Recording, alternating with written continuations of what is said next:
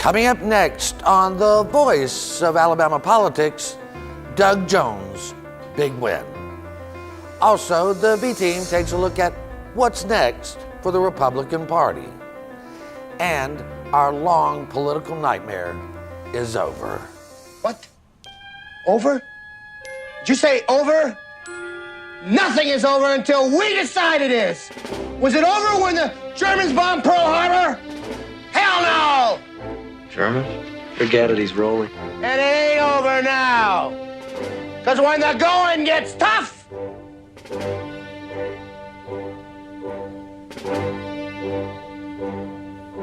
the tough get going. Who's with me? Let's go! Come on! Ah!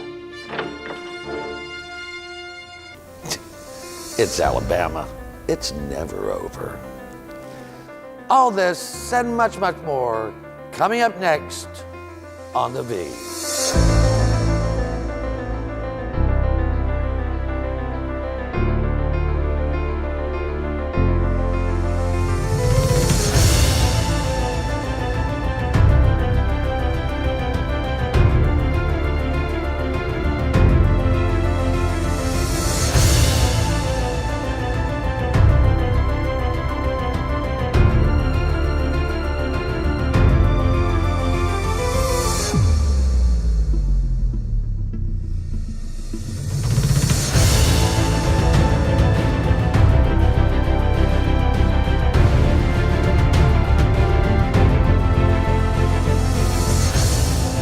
Welcome to The Voice of Alabama Politics, where we tackle the tough issues so you have the hard facts. I'm your host, Bill Britt, and as always, I'm joined by the V-Team. Welcome all. Hey. Hello, hello. Hello. Hey, Chandler. Welcome. Welcome. Hey, little Dickie. Hey, little Dickie. I think he's excited to be on TV. Over there? Yeah. Kicking a little bit. Yeah. No, so we have a Republican in there, We've got think? a Republican. Yes. Okay. All right. On TV, he's going to make him a Democrat. Watch out. Well, it could happen. It could happen. Well, I mockingly said that our long political nightmare is over. Beth, as we well know, it is never over in Alabama. But we have to first give credit to the Alabama Democratic Party, who, against all odds, pulled out a stunning win for Doug Jones. Well, I'm going to give credit to the Doug Jones team and everybody who actually worked, which does not include the Alabama Democratic Party in most cases. So I will concede that, yes, there is credit to be given, and a lot of people worked really hard on this race, but Nancy Worley's not to be included on that list. Susan, I think that brings up a really valid point, because this should not have gone down this way. I mean, we've got a Republican governor, we've got a majority of Republicans in control of the House and the Senate, and in every elected office, and Terry Latham heads up the Republican Party, a woman, and Roy Moore was beaten. We lost a Senate seat on their watch. And it's amazing, and most Republicans are still in shock that it happened, but it comes down to the fact that ultimately there was no leadership there. There was okay, we stand behind Roy Moore, and that was it. Everybody kind of just backed up and stood down, which just enabled the Democrats to get organized and come in there and say, hey, we're tired of this. Chandler, you know a lot of young Republicans here in Montgomery, and what are you hearing from your friends or the folks, Republicans you know? So, it's really all over the board. There's some friends that don't really care if the allegations are true or not. They just wanted to vote Republican. Let's have a Republican in there. Then there's the ones that are disgusted, but then secretly, they want to vote Republican, but they're not going to say so.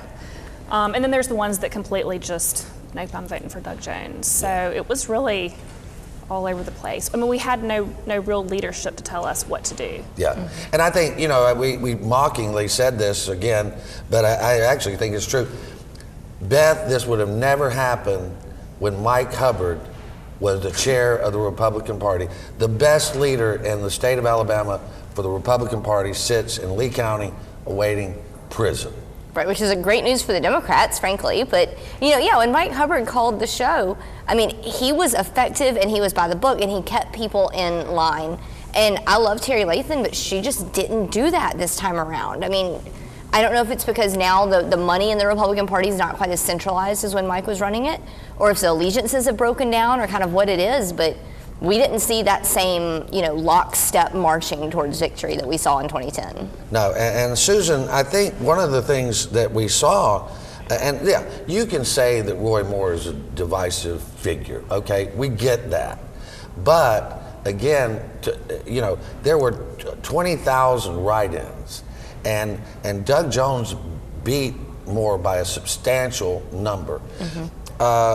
This has never happened. This is the most write-ins they've ever seen. Yes, it is the most write-ins they've ever seen. And I think it was a 20,000 plus, which is a substantial number in a race that we knew was going to be this close. So, and I know there are a lot in the Republican Party, or they're very angry with the ones that did the write-ins. And I think it's gonna reflect back, and when it comes back to where the factions are going to be in the Republican Party, this is going to be a major divider of, who did what when, and I think it's going to shatter, or at least fragment the party to some degree. I mean, Chandler, the religious right has been a huge faction or coalition of the Republican brand here in Alabama and nationally. Roy Moore was sort of the de facto leader of that. I mean, is there anybody out there that you see who could step in and fill that role to come?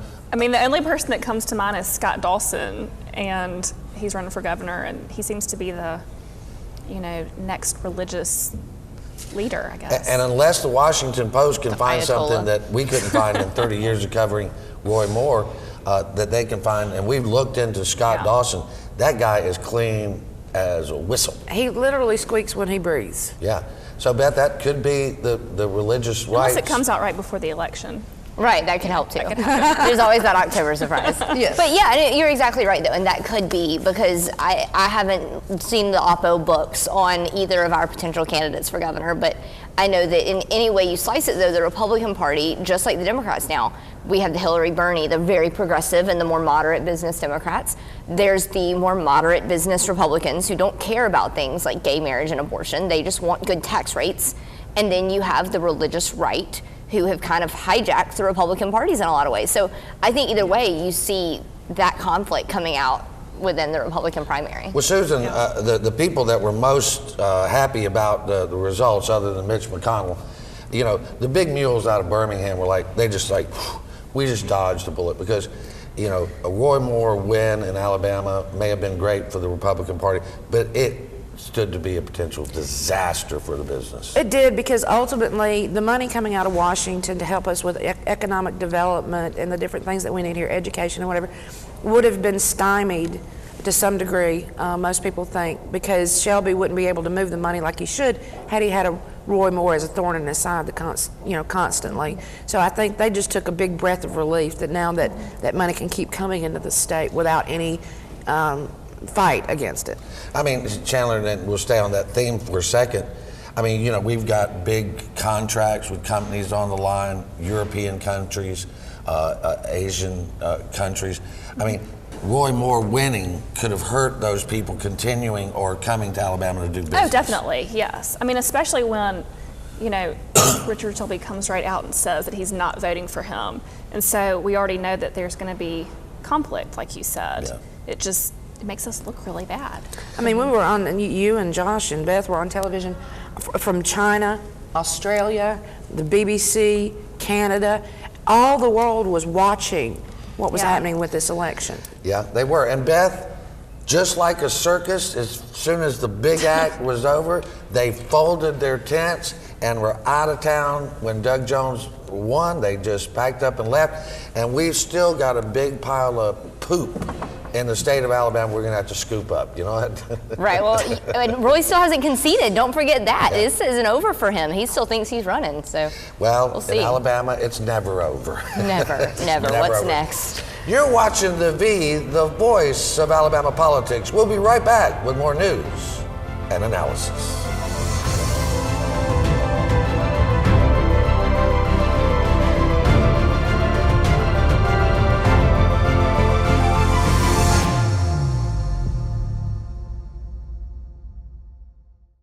food security, healthy citizens, and a strong Alabama economy. It all starts with our local family farms. I'm State Senator Tom Watley, and I'm proud of my work to support our local agriculture industry by cutting taxes, pushing to eliminate the overly burdensome regulations, and ensuring our agricultural entrepreneurs have the access they need to a skilled and legal workforce. When we work together to boost all of our Alabama, we're boosting our family farms, and we've got more work to do. I'm running for re-election because I want to go back to Montgomery and give the farmers the tools they need to expand, thrive, and continue to serve as the main driver for our economy. I'm Senator Tom Watley, and I humbly ask for your vote on Election Day.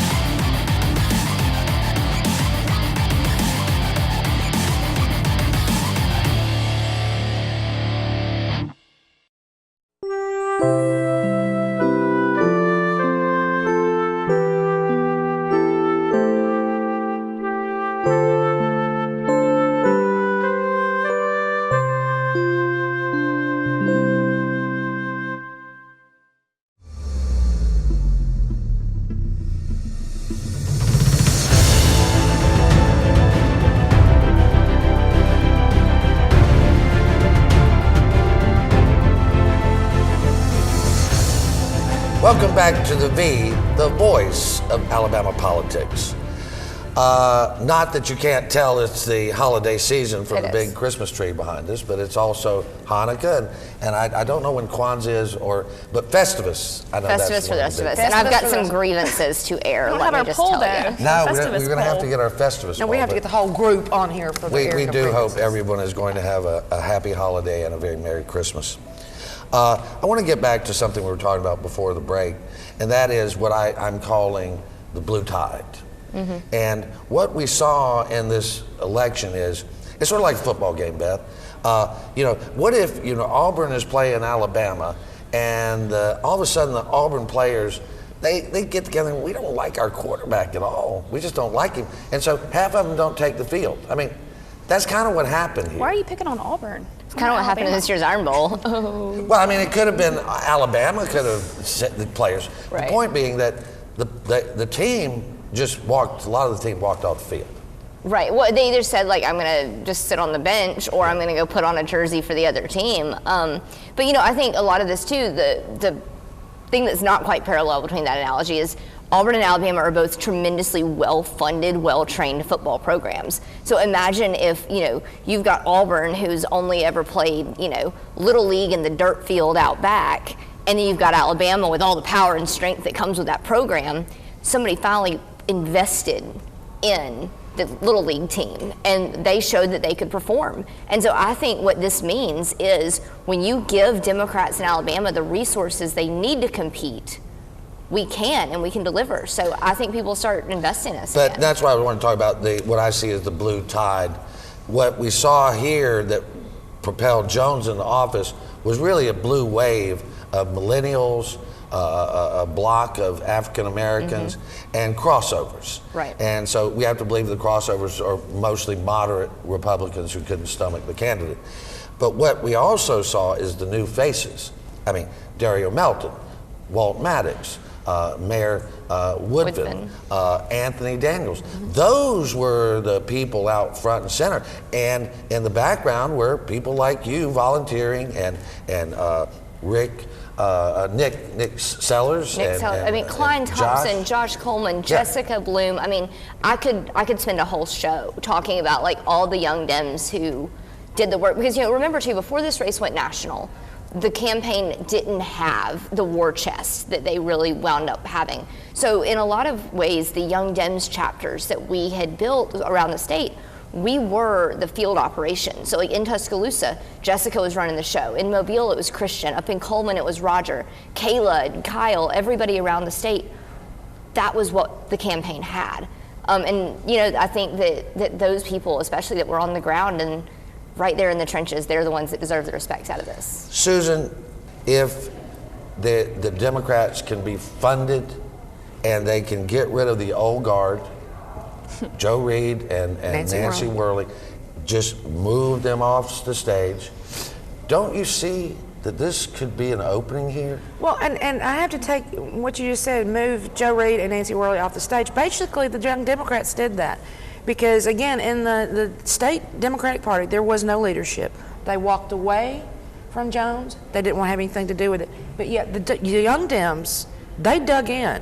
They went to work, and they made it happen. So, yeah, I think funding will actually start to strengthen. And once they can get new leadership, get the old guard out of the way, I think that's going to make a big difference in the Democratic Party. I feel like if the young folks, Chandler, have proven, and that when we say young, we're talking about the young being 28, 30, 40-year-olds. 40 and under. Yeah, but like energetic people. Yeah. Right.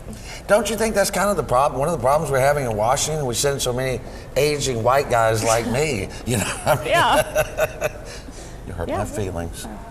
Sorry. No, but really, I mean, the young Republicans have been energized, but they weren't really energized for more that much. I mean, the Birmingham ones just sat down, basically. Well, but also, I mean, y'all didn't really have much leadership either, but we didn't either. We had no one telling us, you know, this is really where we stand and this is how you should vote, this is what you should do. And so it just caused a scatter of people to, you know, have to figure it out. I mean, you know, we know from the Bible, Beth, you know, where the trumpet is unsure, where the people don't know which way to march. I mean, you know, there has to be good leadership. There isn't there has been good leadership on the Democratic side since Paul Hubbard passed. Right. Now, once Hubbard was convicted, and he was a terrible human being, but a good leader. But now I see not a blue wave, but a blue Tide coming in. Right. Well, and you know, one thing too that I think a lot of people forget is leadership is more than just sitting there and holding a title and banging a gavel, right? Like leadership is doing the work and rolling up your sleeves. And people like Josh Coleman and Bo Bowden, they really were the ones. Last year after we lost the presidential, we said, what do we do now? They set out, and our team visited all 67 counties, or we will by the end of the year. We're projected to do it. To make sure that Democrats know we're here and we can help. And that was young people. We don't all make that great of money, and we're spending the money out of our own pockets, going and doing what needs to be done. And that's what leadership is about. People who say, I'll do what needs to be done, I'll do the hard work. The only message we got from the Republicans out of any leadership, whether it was a local steering committee or from the statewide party, was we stand behind Roy Moore. Yeah. Never once did they come out with why, what were the talking points. That was it. Yeah. Or Susan, remember too the call we both got from the Republican Party, and they said we're urging a straight Republican vote. And I said, well, who's the candidate if I vote straight Republican ticket? Oh, we're not at liberty to discuss that. And then the guy called me, and I said, what's his name again? He said, Roy. Wait a minute. I can't remember right now. I said, well, are you from Alabama? And he went, no, ma'am. I said, where are you from? Missouri. And you're calling me about my election? Well, I have to admit, I got my call from the Democrats from San Francisco.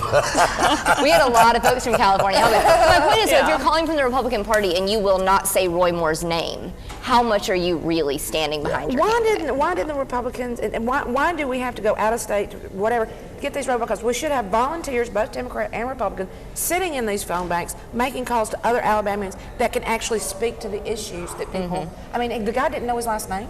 Right.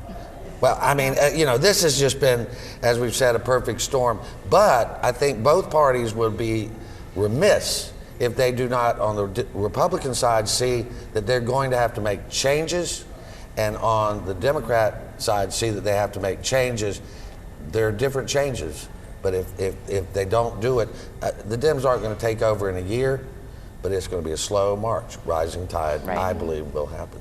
Let's leave it right there, and we need two parties. One party is bad for Alabama, be it Democrat or Republican. We've seen that for the last 8+ years. Let's leave it there. You're watching the voice of Alabama politics. We'll be right back. I was almost too tired to remember what show I was on.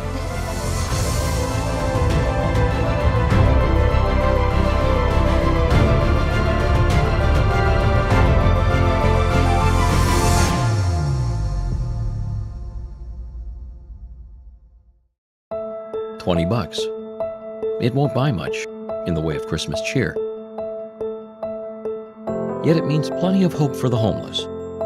Your $20 feeds 10 at the Jimmy Hale Mission. The more you give, the more we feed. Help us nurture those with nothing else and show them the true spirit of the season. To give, please call 323-5878 or visit jimmyhalemission.com today.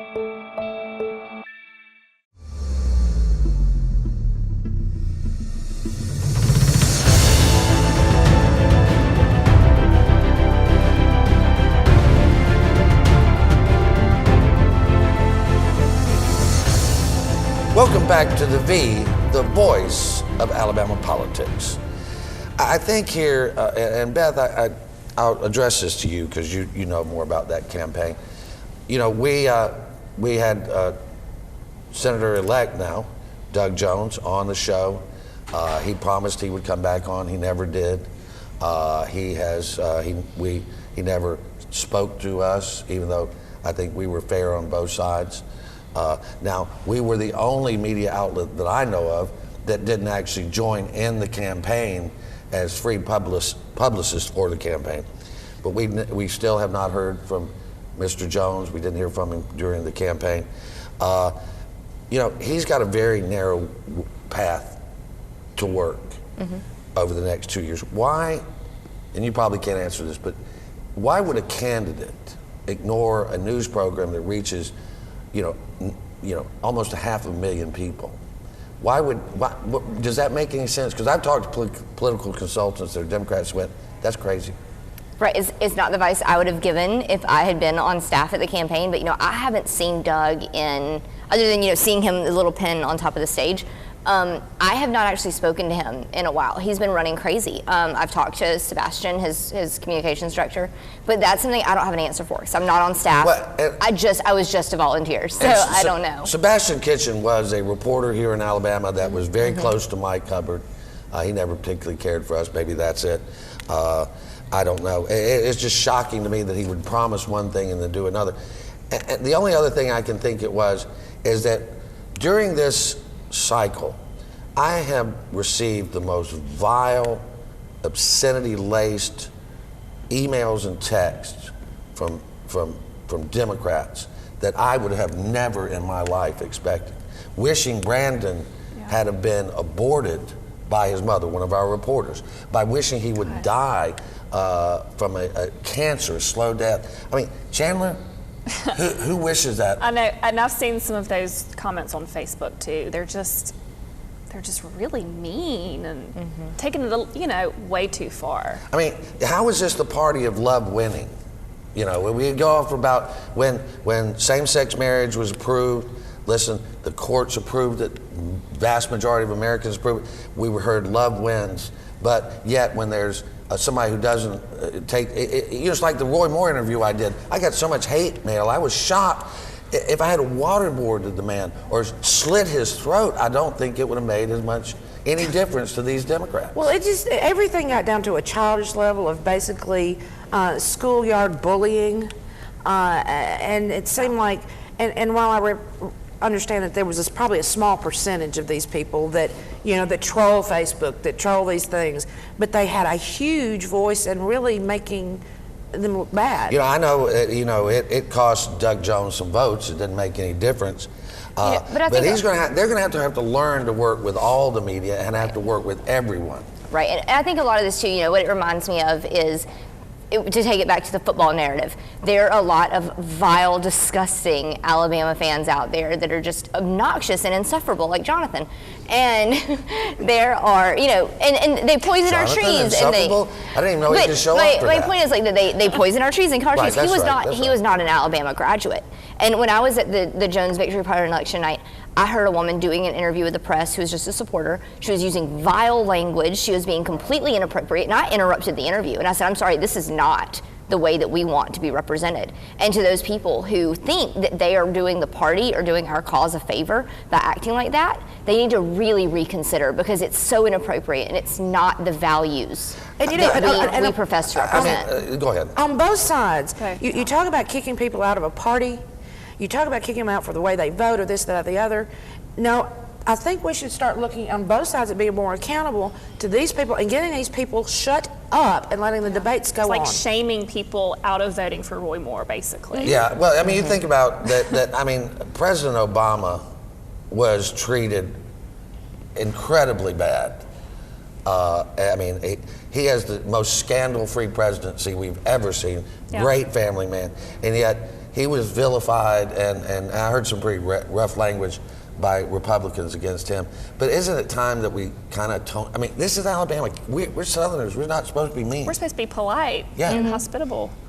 I mean, Yeah. we're- Right. Yeah, I mean, we agree. are. Yeah, well, There's just no reason that's what for I was gonna it. say. The stuff that they said about Michelle Obama too, and so there are vile people on both sides. Yeah, there are. Oh, yeah. And I know that if you ask Terry Lathan or members of the Republican committee, they'll say the same thing. Those voices don't represent the Republican Party, and I'll say that those voices don't represent the Democratic Right. Party. Right, and they you know? don't. Isn't it time we Right. start reeling them in and Yeah. getting Yeah. those particular crazies off But our front you know, porch? I just wonder if social media, you know, I at once thought that the internet would add to, I called it learning, service, and democracy, LSD. I said it was the promise of enlightenment that people said was LSD. And yet we see that it, like so many things, is perverted to the base instincts of human beings, Beth. Right, and in a lot of ways, people hide behind that anonymity. Like if you've ever read the comments on like an AL.com article, oh my God, if you need to get mad about something, do that. But we actually play a game of how long does it take to bring up Obama? Right. But you know, people hide behind their computers, and that's part of the problem, and that's part of, you know, to kind of make peace with Jonathan, since I just threw him under the bus, where Jonathan and I, he's a diehard Republican, I'm Democratic all the way, but we can sit down and talk about what do you believe, what do I believe, where can we find common ground? When you're just talking at each other on the internet, you're not doing that. You're not saying, okay, I know Susan Britt is a good person, now let me understand her politics. Because it's okay to disagree. You Right. don't have to have the same opinion as me, but let me give my opinion. Right.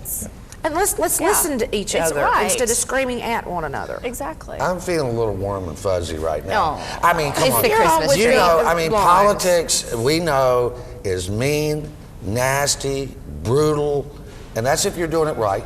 Right. You know, but it is a rough and tumble business. But, you know, and I think that the candidates have some responsibility for their supporters. I really do. And so I just thought I'd bring that up.